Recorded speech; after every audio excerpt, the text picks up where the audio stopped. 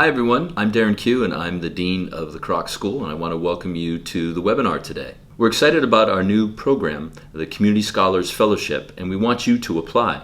We're looking for folks engaged in community activity in the greater San Diego area with social impact. We hope you'll consider the Kroc School, where we're building peace and social innovation in new ways. We're looking for people just like you that are looking to work with folks like us that are engaged in social change worldwide. This is a full tuition fellowship, so if you're selected, you're going to have that covered. So stay tuned, join my colleagues, and learn more about the programs that we offer here at the Kroc School. Hello, my name is Juan Roche. I'm a professor of practice at the Kroc School at the University of San Diego. I teach leadership and organizations, which is a class that is taught every semester.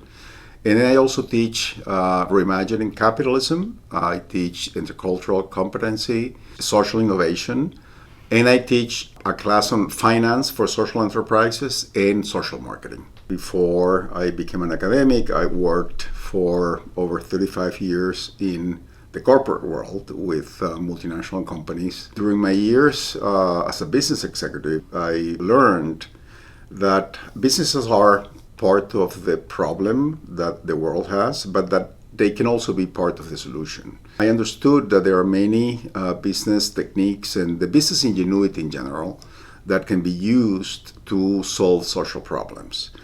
Hi, I'm Paula Cordeiro, and I'm the director of the Masters of Arts in Social Innovation, MASI.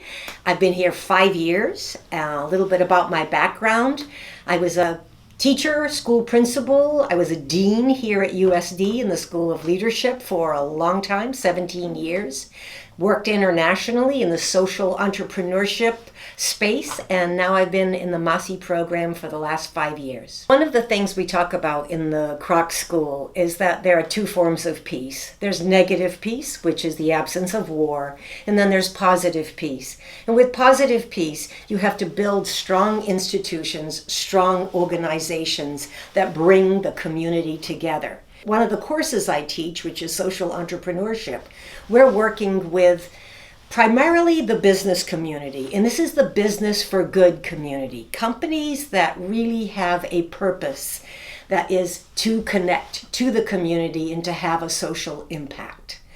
So we will be talking to those folks, meeting with them as guest speakers, visiting some of their companies, and people can do projects and internships there.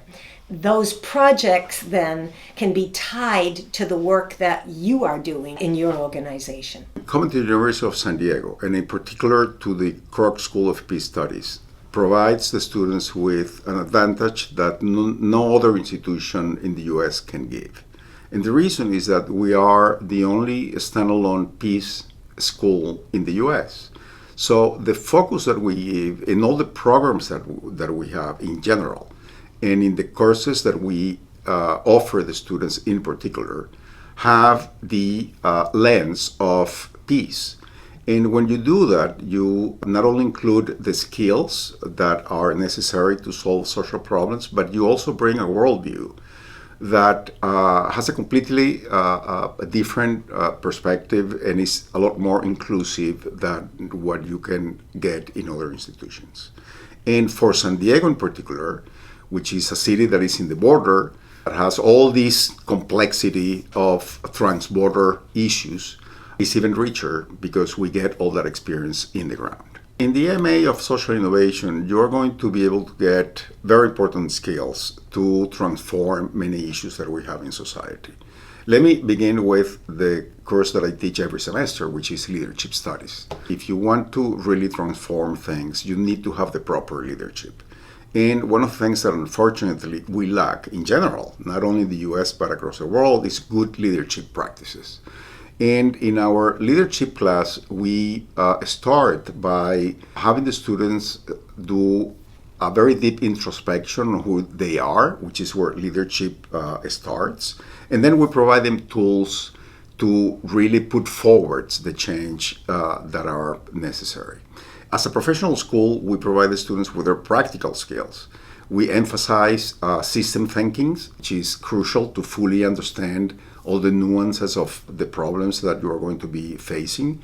And we give you other specific tools that are practical, so that you can, when you go back to the field or already in your own job, you can just hit the ground running with the tools that we provide in the school. I try to demystify things. We all try to do that because a lot of people think, in particular, if you're going to be working in certain segments of nonprofit organizations, maybe on the business development side, or the working with corporations, or even in advancement and development, or if you're working in a business, maybe you'll be on the marketing side or looking at their partnerships. Don't know what kind of job you're looking for, but those are the kinds of skills that we look at, is how do we prepare you for those kinds of positions? So we demystify. One of the things I'm teaching in a class that I'm doing right now are all the different certifications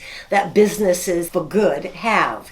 Those certifications might be certified benefit corporations. A company like a Dr. Bronner's that does a lot in the area of sustainability and regenerative work.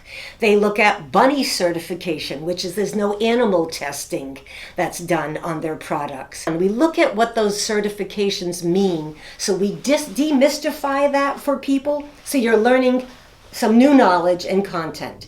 We also are looking at improving your written and your oral skills. How do you sell an idea to other people?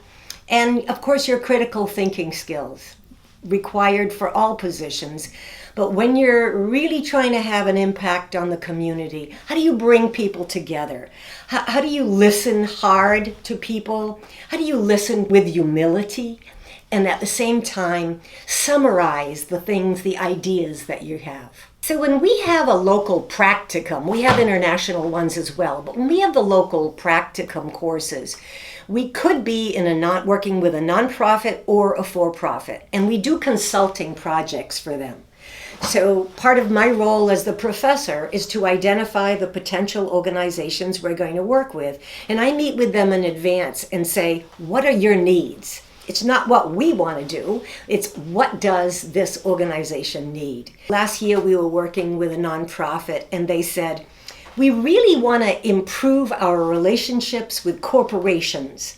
So, we have space here that the corporations could use to maybe hold their retreats, but they didn't really understand how they could better connect and better partner with those local corporations. So our students became a consulting team, looked at similar organizations, these similar nonprofit in other parts of the country, what was their mission, and then they brought these ideas to the table, to these folks. We met with them along the way. They would sort of, do some trial balloons, and they would say, okay, well, is this something you've already tried? We were talking to someone in Boston, and this is what that nonprofit does. And so they would be getting information back and forth. It's like an iterative process when you're consulting. And then at the end, they presented the project to the leadership team, answered their questions, and I'm happy to say on that particular one that they've actually implemented a couple of the ideas that our student team came up with. The Master in Social Innovation has a broad application. However, for the people that are involved in social impact analysis and resolution, this program is ideal. So if you are in that field, if you are working in nonprofit organizations, if you are working in impact investment organizations, if you're working in any type of organization that is devoted to look into the main issues and problems that San Diego is facing, this program is ideal for you. If you want to apply for this fellowship, you have to be someone who cares passionately about improving the community. I really hope that someone is going to stay within the community long term, because it takes time. We all know the challenges our communities face, and it takes time to see those improvements. You have to be embedded in the community to truly understand the issues and see, 7 years later, this worked, that didn't work. So now let's fine tune this and go deeper over here with those ideas and programs that did work. I hope you're filled with passion and that you really want to be a learner. Thanks for listening to us. Hope you join us. Would love to see you in my classroom with that big smile on your face because you want to help improve your community. Well, I think that the information that we provided today is useful for you, and we really hope to see you around and apply to the program.